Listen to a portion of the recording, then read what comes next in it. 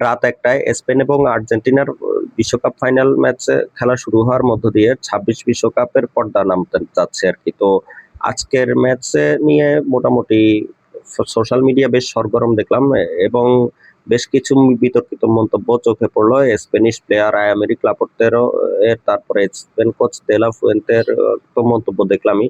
বার্সার প্রেসিডেন্ট জোয়ান লাপোর্তের বক্তব্য দেখলাম। তাতে তারা বেশ কিছু অনুযোগ করেছে এবং বলেছে যে রেফারি যদি ফেয়ার থাকে তাহলে স্পেন জিতবে। আবার স্কালোনিরও অভিযোগ দেখলাম যে তারা আমেরিকা নামার কিছুক্ষণের মধ্যেই প্রচন্ড গরমের মধ্যে প্লেয়ারদেরকে অনুশীলন করতে নামতে বাধ্য করেছে ফিফায়। তো এটা নিয়ে স্কালোনি অনুযোগ করেছেন বলে একটা ফটো কার্ডে দেখলাম। সত্যি মিথ্যা যদিও জানি না, মাত্র দেখলাম তো তাই যাচাই করা সম্ভব হয়নি। তো এখন এই ম্যাচ নিয়ে আসলে কথা বলতে গেলে, বিশ্বকাপ ফাইনাল নিয়ে কথা বলতে গেলে আসলে বিশ্বকাপ ফাইনাল সবসময় একটু উত্তেজনাপূর্ণ হয়। সেটা হয়তোবা আমরা শুধু আমাদের দেশে, আমরা বিশেষ করে বাংলাদেশিরা, যে বাংলাদেশি ফুটবল ফ্যানরা দল বলতে সাধারণত ব্রাজিল এবং আর্জেন্টিনাকে চিনি। মানে অন্য দলগুলো একটু সাপোর্টার থাকলেও তারা পরিমাণে খুব কম বলা যায় আর কি। তো যার কারণে আমরা বিশ্বকাপ বলতে এই দুই দলকেই, মানে এই দুই দলের উপরই নির্ভর করে আমাদের বিশ্বকাপ নিয়ে উত্তেজনা। এই দুই দল যদি বাদ যায় তাহলে আমাদের বিশ্বকাপ উত্তেজনাটা বলা যায় যে অনেকটাই মিয়ে যায়। তো আজকের ম্যাচে আর্জেন্টিনা থাকাতে স্বাভাবিকভাবে সেই উত্তেজনাটা টিকে আছে আমাদের মধ্যে। এখন দেখার বিষয় হচ্ছে দুই দলের মধ্যে কে এগিয়ে আছে বা কে জিততে পারে। এটা যদি বলি তাহলে বলবো যে স্পেনকে নিয়ে যতগুলো ভিডিও করেছি সবগুলোতে বলেছি স্পেন হচ্ছে সবচেয়ে পরিপূর্ণ স্কোয়াড এবং ট্যাকটিক্যালি সলিড টিম। ঠিক আছে? ইংল্যান্ডকে বলেছিলাম ব্যালেন্স টিম, কিন্তু সত্যিকার অর্থে যদি বলি স্পেন হচ্ছে সলিড একটা টিম।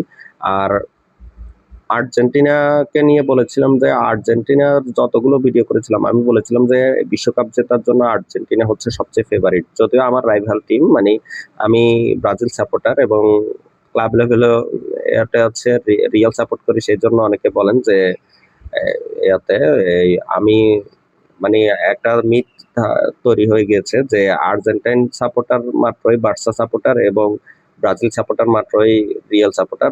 যদিও বিষয়টা এমন না। আর্জেন্টিনার অনেক সাপোর্টারও রিয়াল সাপোর্ট করেন এবং বার্সার অনেক সাপোর্টারও ব্রাজিল সাপোর্ট করেন। সেটা তবে তুলনামূলকভাবে এই দুই দলের মেসির কারণে আর্জেন্টাইনরা বার্সার দিকেই বেশি ঝুঁকেছেন মেসির আগমনের পর থেকে। আর রিয়াল ফ্যানরা বেশিরভাগই ব্রাজিলের দিকে ঝুঁকেছেন। এটা হচ্ছে কমন যে বিষয়টা এটা আর কি। তো যাই হোক, ওইদিকে না যাই, এখন আলাপে ফিরি। যদি দুই দলের শক্তিমত্তার কথা বলতে হয় তাহলে স্পেন অবশ্যই এগিয়ে থাকবে। স্পেনের খেলার যে ধরন সেটা অনুসারে স্পেন এই টুর্নামেন্টে মাত্র একটি গোল খেয়েছে। এতে বোঝা যায় যে তারা কতটা টেকনিক্যাল এবং ট্যাকটিক্যালি শক্ত অবস্থানে আছে ডিফেন্সিভ দিক দিয়ে। আর স্পেন কিন্তু একটা দিক থেকে আবার পিছিয়ে আছে, যে এক্সপেক্টেড এক্সপেক্টেড যে গোল রেশিও সেটার দিক থেকে স্পেন সবচেয়ে পিছিয়ে আছে। অর্থাৎ দলগুলো এতে ফাইনালে খেলা পর্যন্ত বা সেমি পর্যন্ত এসেছে তার মধ্যে স্পেন তুলনামূলকভাবে সবচেয়ে কম গোল করেছে। এখন আজকে যাদের বিপক্ষে খেলতে নামবে টিনার বিপক্ষে, আর্জেন্টিনার আর স্পেনের খেলার যে ধরন সেটা হচ্ছে, আর্জেন্টিনার খেলার ধরনকে সাধারণত বলা হয় বা আর্জেন্টিনা বিখ্যাত হচ্ছে ট্যাঙ্গো ফুটবলের জন্য, আর স্পেনের খেলার ধরনকে সাধারণত বলা হয় টিকি টাকা। এখন আর্জেন্টাইনরা দাবি করেন যে টিকি টাকা হচ্ছে তাদের যে ট্যাঙ্গো ফুটবলের মডার্ন ভার্সন। আর ইয়াতে এই ট্যাঙ্গো ফুটবলটা হচ্ছে টিকি টাকার ওল্ড ভার্সন। ঠিক আছে? বা আদিরূপ। তো এখন সেই হিসেবে বলা যায় যে ট্যাঙ্গো ভার্সেস টিকি টাকা লড়াই আজকে দেখা যাচ্ছে কিনা এটা যদি বলি, সেই ক্ষেত্রে বলবো না, সেটা আসলে দেখা যাবে না। কারণ আর্জেন্টাইনরা এই ম্যাচে ট্যাঙ্গো খেলবে বলে আমার মনে হচ্ছে না। যদিও তারা ৪ মিডফিল্ডার নিয়ে নামতে পারে মিড কন্ট্রোলের চেষ্টা করতে গিয়ে করার জন্য। সেই ক্ষেত্রে আমি বলবো মিড চেষ্টা স্পেনের সাথে আসলে সরাসরি বল পজিশনে এগিয়ে থাকার চেয়ে আর্জেন্টিনা মূলত চাচ্ছে যে বলের পজিশনের যে ব্যবধানটা সেটা কমিয়ে এনে দ্রুত এবং তাদের যে স্বাভাবিক পজিশনাল প্লেটা স্পেনের সেটা খেলতে না দিয়ে বল পজিশনের যে ব্যবধানটা দুই দলের মধ্যে সেটা কমিয়ে এনে মাঠে ডমিনেট করতে।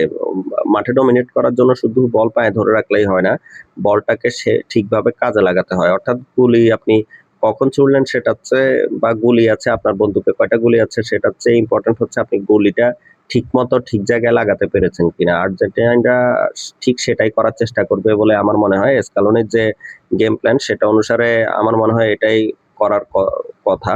আর স্পেনের যে খেলার ধরন সেটা মুখস্থ এটাতে নতুন করে কিছু বলার নেই। প্রতিপক্ষ এটা সম্পর্কে খুব ভালো করেই জানে। আর স্কালোনির মতো কোচ এটা সম্পর্কে খুব ভালোভাবে প্রিপারেশন নেবেন বলেই আমি মনে করি। এখন এখন যদি বলি যে স্পেন কিভাবে খেলতে পারে, স্পেন যেটা খেলবে, আর যাই হোক একটা জিনিস বলতে পারি, সেমিফাইনালে ইংল্যান্ড যে এরকম ভাবে এক গোলে লিড পাওয়ার পরে যেভাবে লো বাস পার্কিং করে খেলিয়েছেন টুখেল, দেলা ফুয়েন্তে নিশ্চিতভাবে দলকে সেভাবে খেলাবেন না এবং স্পেন ওইভাবে খেলবে না। স্পেন বল নিজেদের মধ্যে রাখার চেষ্টা করবে এবং বল ধরে রেখে ম্যাচ করবে। স্পেন যদি কোনোভাবে লিড পেয়ে যায় এটা নিশ্চিত যে আজকে আর্জেন্টিনাকে শেষ 15 মিনিটের জন্য অপেক্ষা না করে এর আগে ম্যাচে ফেরার চেষ্টা করতে হবে। কারণ হচ্ছে স্পেনের কাছে বল দখলে থাকলে স্পেন শেষ পর্যন্ত বল দখলে এগিয়ে থাকার চেষ্টা করবে। স্পেনের যে মিডফিল্ডাররা এটা খুব ন্যারো স্পেসেও এরা বলকে দখল করতে জানে এবং বল এই বিশ্বকাপে সবচেয়ে বল হারানোর পর সবচেয়ে দ্রুত রিকভারির তালিকা সবার উপরে আছে। বল রিকভারি করার তালিকায় স্পেন 1 নম্বরে আছে। তো স্পেনের সাথে আসলে শেষ 15 মিনিটে আর্জেন্টিনা জিতবে এটা মানে আমি আশা করছি না। তবে আমি আশা করছি আর্জেন্টিনা মানে নির্ধারিত 90 মিনিটের মধ্যে, মানে শেষ 15 মিনিট নয়, মানে এর আগে ম্যাচ শেষ করে দিতে পারবে। এটা হচ্ছে কেমন ভাবে বলি, যদি ক্লাব ফুটবলের সাথে একটু তুলনা করি তাহলে আমি বলবো হচ্ছে এবার তো বেশিরভাগই আর্জেন্টিনা রিয়ালের 22 সালে যে চ্যাম্পিয়ন্স লিগের যে কামব্যাক বা রিয়ালের যে শেষ দুটো ইউসিএল এর যে কামব্যাকের গল্প সেটার উপর করে সেটার সাথে অনেকে তুলনা করছেন আর্জেন্টিনার কামব্যাককে। তো আর্জেন্টিনা আজকে যদি জেতে আমার কাছে মনে হয় যে আর্জেন্টিনা আজকে ম্যাচে এগিয়ে গেলে এরপরে স্পেন যতই আক্রমণ করুক দেখা যাবে যে এমিলিয়ানো মার্টিনেজ দেয়াল হয়ে দাঁড়িয়ে গেছে বা পুরো ডিফেন্স লাইন দেয়াল হয়ে দাঁড়িয়ে গিয়ে স্পেনকে আউটপ্লে করে মানে ম্যাচ থেকে বের করে দিবে। স্পেন শটের পর শট নিতে পারে, হয়তো যেমনটা করতো চ্যাম্পিয়ন্স লিগ ফাইনালে 22 সালে 9টা সেভ করেছিলেন এবং গত এত শেষ চ্যাম্পিয়ন্স লিগ ফাইনালে তো আসলে তার সেভাবে করতে হয়নি কারণ ডটমুন্ড সেভাবে চান্সই পায়নি। তো লিভারপুলের সাথে যে 22 সালের চ্যাম্পিয়ন্স লিগের ছিল সেটা অনুসারে তুলনা করলে বলা যায় যে এরকম ভাবে অতি মানবীয় কিছু করার চেষ্টা কিছু হলে হতে পারে।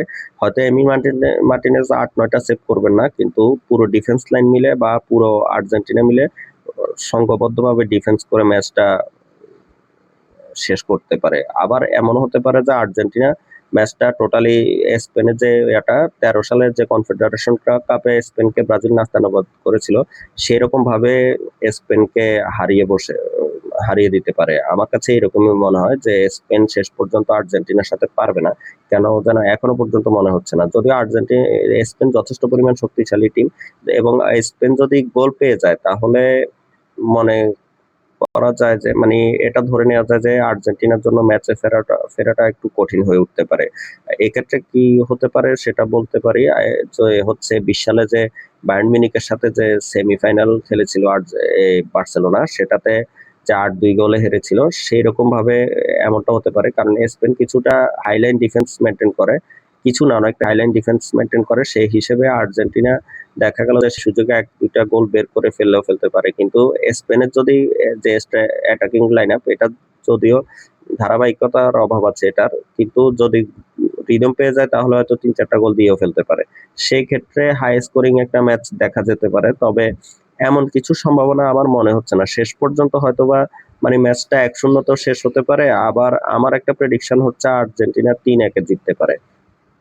আর্জেন্টিনা 3-1 জিতবে কেন সেটা বলতে গেলে বলতে হয় আমার কাছে মনে হচ্ছে যে আর্জেন্টিনা মানে ব্রাজিলের সাথে স্পেনের যে কনফেডারেশন কাপের যে খেলার ধরনটা ছিল অনেকটাই টাইপের একটা খেলার মানে রিক্রিয়েট করবে বলে মনে হচ্ছে।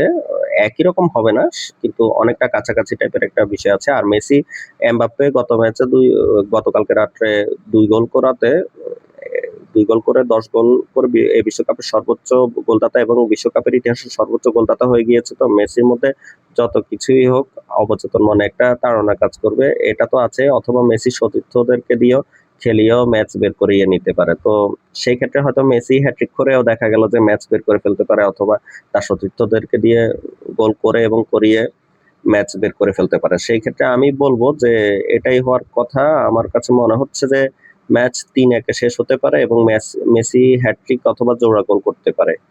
এমনটাই আমার কাছে মনে হচ্ছে। তো দেখা যাক কি হয়। আপনার প্রেডিকশন কি সেটা জানিয়ে দিতে পারেন। আর কমেন্টে দেওয়া লিংকে ক্লিক করে আমার দ্য স্পোর্টস ল্যাব ইউটিউব চ্যানেলে সাবস্ক্রাইব করে সাথে থাকতে পারেন। ধন্যবাদ সবাইকে।